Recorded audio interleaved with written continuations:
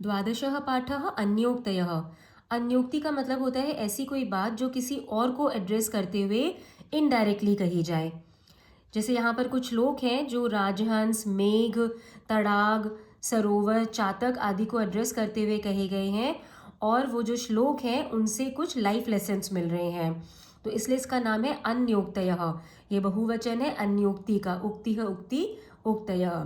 तो पहला श्लोक देखो, यहाँ पे राजहंस को बोला जा रहा है, एकेन राजहंसेन, एक राजहंस से, या शोभा, जो शोभा यानी सुंदरता, सरसो भवेत, ये ओ जो है ये विसर्ग है, उत्वसंधि, सरसः भवेत सरोवर की हो, सा वह शोभा, परितः तीरवासिना, परितः यानी चारों तरफ, तीर यानी सरोवर का किनारा, वासिना यानी रहने वाले, चारों तरफ रहने, किनारे पर रहने वाले, बक सहस्त्रीन, हजारों बगुलों से, न भवेत, नहीं हो।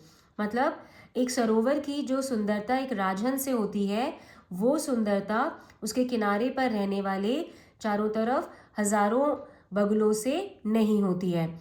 ये जो सरसः शब्द है, ये सरस शब्द का षष्ठी एकवचन है, इसलिए इसका प्रश्न निर्माण हो गया है कस्य। और ये जो स है ये सत्व संधि है, तो ये स विसर्ग है। दूसरा श्लोक भी राजहंस को कहा जा रहा है, रे राजहंस, अरे राजहंस, भुक्ता मृणाल पटली, खाई गई मृणाल पटली, कमल के जो स्टेम होते हैं वो, उनका ग्रुप, भवता आपके द्वारा, निपितान्यम्बुनी, निपितानी और अंबुनी, पिए गए पानी, बहुत सारा पानी पिया गया, यत्र नलिनानी, जहां कमल, निषेवितानी, कमलों का सेवन किया गया, वद बोलो, तस्य सरोवरस्य, उस सरोवर का, कृत्येन केन, किस कृत्य से, भवितासी, होगे तुम, कृतोपकारः, कृतोपकारः मतलब उपकार का रिटर्न किए हुए। तो वो सरोवर, राजहंस को बोला जा रहा है कि सरोवर से तुमने, सरोवर के कमल स्टेम्स तुमने खाए, तुमने उसका बहुत सारा पानी पिया, उसके कमलों का भी सेवन किया, तो अब तुम बताओ कि तुम ऐसा क्या करोगे जिससे कि तुम उसके इन सारे उपकारों का रिटर्न कर सको, उस सरोवर पर उपकार किए हुए बन सको। तो मतलब कहना चाह रहे हैं कि अगर आप किसी से बहुत कुछ लेते हैं तो आपको उसको रिटर्न में आप उसे क्या दे सकते हैं वो भी सोचना चाहिए। यहाँ पे जो मृणाल पटली शब्द है इसका सिनोनिम है कमल नाल समूह, लोटस स्टेम्स का ग्रुप।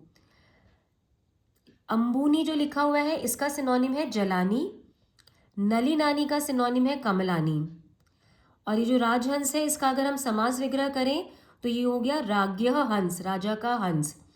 यहाँ पर एक इंपॉर्टेंट बहुव्रीहि समास का शब्द है कृतोपकारः, कृतः उपकारः येन सह, किया गया उपकार जिसके द्वारा वह।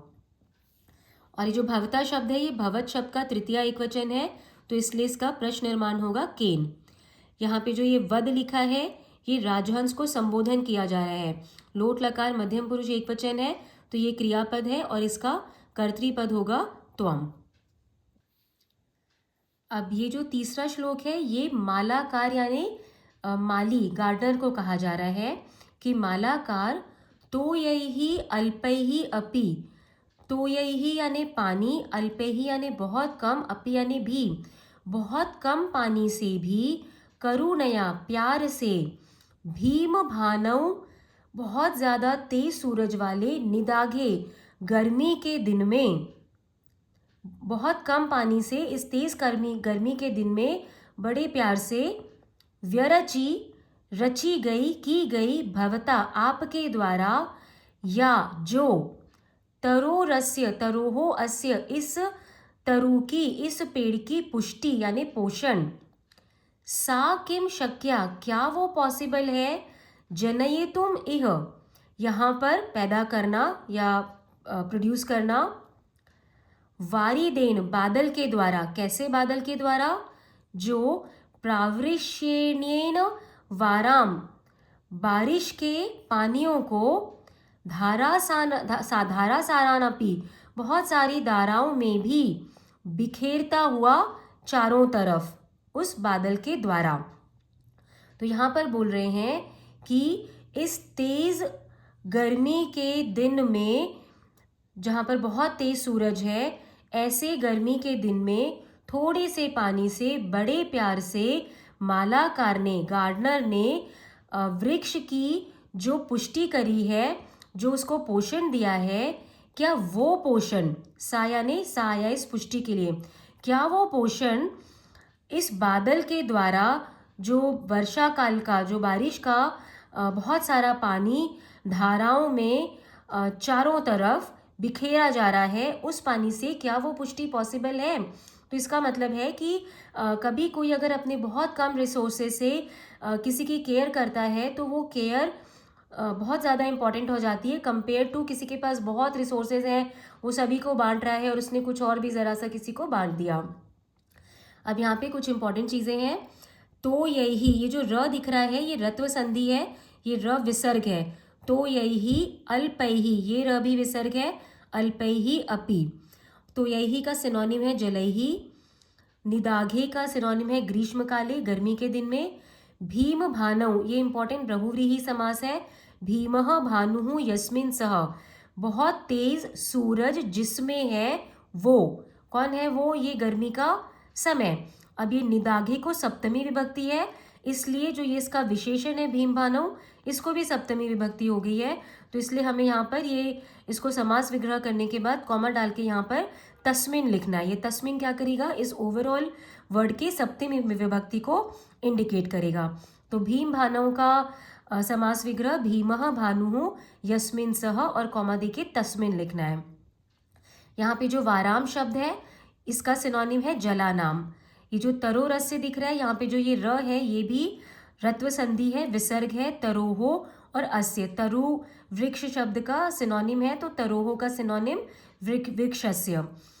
यहाँ पे जो ये विश्वतः वर्ड है इसका सिनोनिम है समन्ततः, चारों तरफ।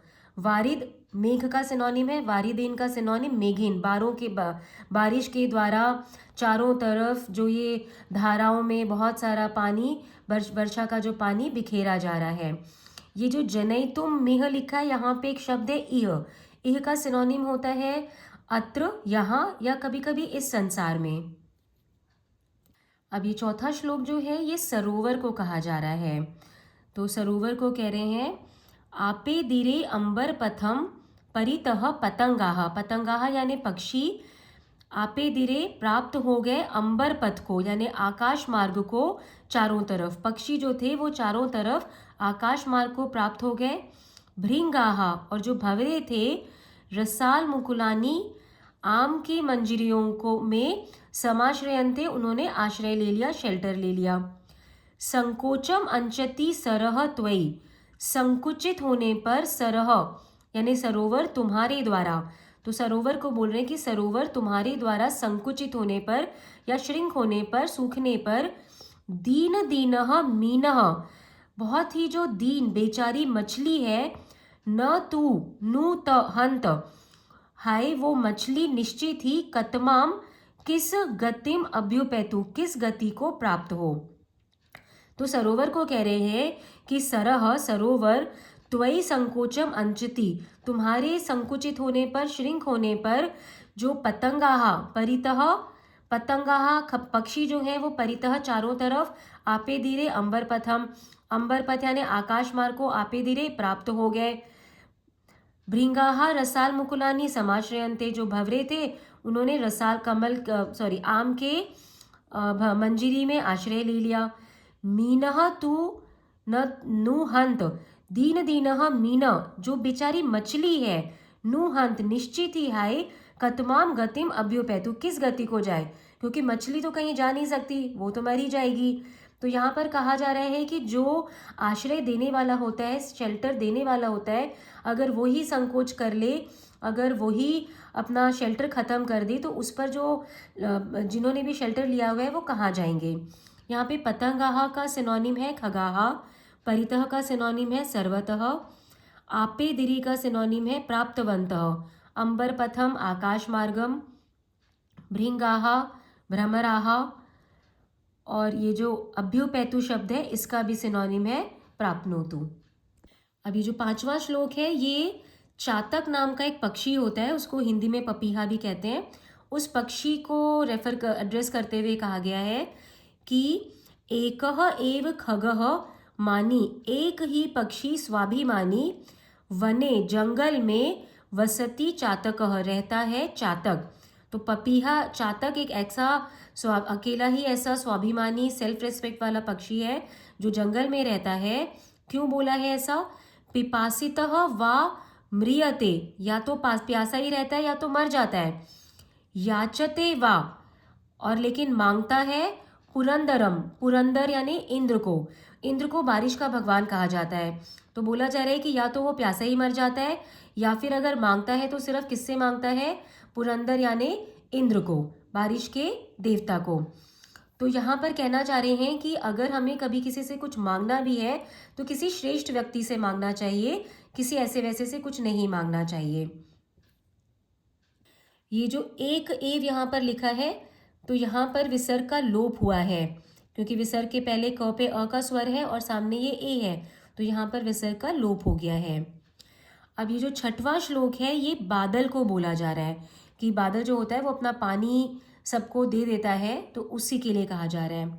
आश्वास्य पर्वत कुलम तपनोष्ण तप्तम, तपनस्य उष्णेन तप्तम, सूरज की गर्मी से जले हुए पर्वत कुलम, पर्वत के ग्रुप को, पर्वतों के समूह को, आश्वास्य आश्वासित करके, मतलब यहाँ पर उनको पानी देकर।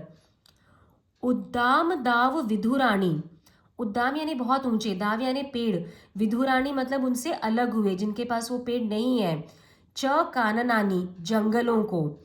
तो ये जो जंगल है, ऐसे जंगल जिनसे ऊंचे पेड़ अभी खत्म हो चुके हैं, जिन जंगलों के पास ऊंचे पेड़ नहीं हैं, तो उनको भी आश्वासित कर रहे हो, मतलब उन्हें भी पानी दे रहे हो। बादल को बोल रहे हैं नाना नदी नद शतानी, नाना नदी बहुत तरह की नदियां, नद शतानी सैकड़ों नाले, च पूरयित्वा उनको पूरा करके, उनको भी पानी से भर कर, रिक्तः असि जो तुम खाली हो गए हो, जलद हे मेघ, सा एव वही, तव उत्तमा श्रीहि तुम्हारी सुंदर, तुम्हारी सबसे बेस्ट श्री, तुम्हारी सबसे उत्तम श्री यानी सुंदरता है। तो बादल को बोला जा रहा है कि सूरज की गर्मी से तपे हुए पर्वतों के समूह को पानी देकर, जो ऐसे जंगल हैं जिनसे ऊंचे पेड़ अलग हो चुके हैं, जिनके ऊंचे पेड़ अब नहीं है वहाँ पर, उनको भी पानी से संतुष्ट करके, बहुत सारी नदियों और नालों को पानी से भरकर, बादल जो तुम खाली हो गए हो, क्योंकि बादल ने अपना पानी सबको दे दिया तो वो खाली हो गया है, वही तुम्हारी सबसे उत्तम सुंदरता है। तो यहाँ पर कहा जा रहा है कि आपके पास जो भी है उसे दूसरों को बांटते रहना चाहिए, उसको जमा करके नहीं रखना चाहिए। यहाँ पे जो जलद शब्द है ये मेघ का सिनोनिम है, काननानी वनानी का सिनोनिम है, और तपनोश तप्तम जो शब्द है इसका समास विग्रह है तपनस्य उष्णेन तप्तम। अब ये जो श्लोक है ये वापस से उसी चातक पक्षी को एड्रेस करते हुए कहा गया है। रे रे चातक, अरे चातक, सावधान मनसा मित्र, सावधान मन से, बड़े ध्यान से मित्र, क्षणम श्रूयताम कुछ क्षण के लिए सुनो, अम्बोदाहा, यहाँ पे ये श्रूयताम अम्बोदा जो लिखा है ये है श्रूयताम और अम्बोदाहा।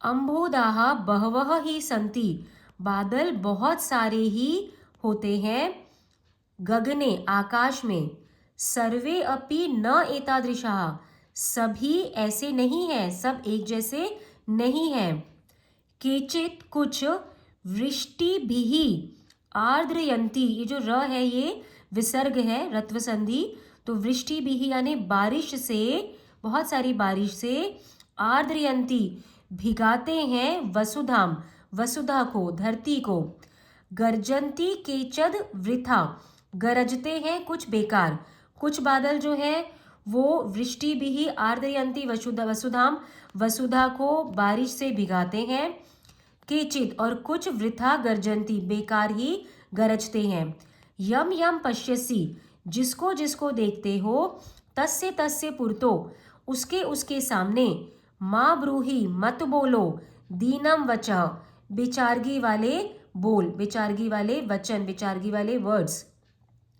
तो यहाँ पर चातक को बोल रहे हैं कि सावधान मन से सुनो, बादल तो बहुत सारे होते हैं आकाश में, लेकिन सब एक जैसे नहीं होते हैं। कुछ तो बहुत बारिश करके धरती को भिगाते हैं और कुछ बेकार में ही गरजते हैं। तो जिसको भी देखते हो उसके सामने दीन वचन मतलब बेचारगी वाली बातें मत करो। तो ये यही कहा जा रहा है कि हर कोई तुम्हारी तकलीफ सुनकर तुम्हारी हेल्प नहीं करेगा, तो हर किसी को अपनी तकलीफ़ें मत बताओ। कुछ हेल्प करेंगे और कुछ बेकार में मजाक उड़ाएंगे। यहाँ पर जो वचः शब्द है ये वचस शब्द से बना है, प्रथमा एक वचन नपुंसकलिंग, इसलिए प्रश्न निर्माण है किम। ब्रूही ये यहाँ पर क्रियापद है, मध्यम पुरुष लोट लकार एक वचन, तो इसलिए कर्तृपद हो जाएगा त्वम। पुरतो शब्द विसर्ग का उत्व हो गया है, ओ हो गया है, पुरतः है मतलब सामने, इसका सिनोनिम है अग्रे। सावधान मनसा, सावधान मनसा का सिनोनिम है ध्यानेन, ध्यान से। ये मनस शब्द का तृतीया है मनसा, इसलिए इसका प्रश्न निर्माण है केन। तो ये चैप्टर में बहुत अच्छे श्लोक्स हैं, लेकिन थोड़े से कॉम्प्लिकेटेड भी हैं, तो इनको बहुत अच्छे से समझ लो। और जो शब्दार्थ दिए हुए हैं इनको भी बहुत अच्छे से पढ़ना, क्यों, और शब्दार्थ में कुछ जो समास वगैरह आ रहे हैं वो भी दिए हैं, तो बहुत अच्छे से इनके संस्कृत टू संस्कृत को लर्न करो, और जो हिंदी इंग्लिश के वर्ड्स हैं उनके मीनिंग रीड करो ताकि श्लोक अच्छी तरह से समझ में आ जाए।